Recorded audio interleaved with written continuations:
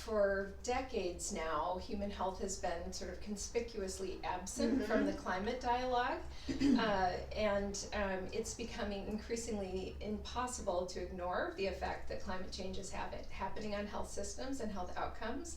A whole array of health conditions are affected, and it's everything from the consequences of extreme weather events. So after floods, for example, we're all familiar with the Pakistan floods last year, for example, how we saw major upticks in dengue, malaria, cholera infection.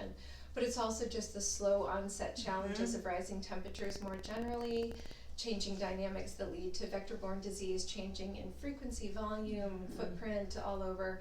So I am conscious that just as we've turned this corner now, and the global health community is finally realizing that the climate crisis is a health crisis, and in fact represents the greatest threat to human health of this century, according to the Lancet Countdown on Climate and Health.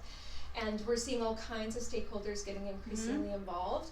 Forecasting Healthy Futures is helping to prepare lots of global health stakeholders for the opportunity at this year's Climate Change Conference, when we'll have the first ever Health Day. Great. But I still haven't seen the engagement and involvement that we would like to from the private sector. And so, of course, PQMD, membership being so broad and so impactful in its reach, thought this was a fantastic opportunity to be here, inform the community about the developments in the climate and health space, new investments that are being made, of solutions that are very encouraging in terms of our ability to adapt with the climate change conditions, and to see how PQMD members would like to engage and get more involved and take that knowledge home to their organizations.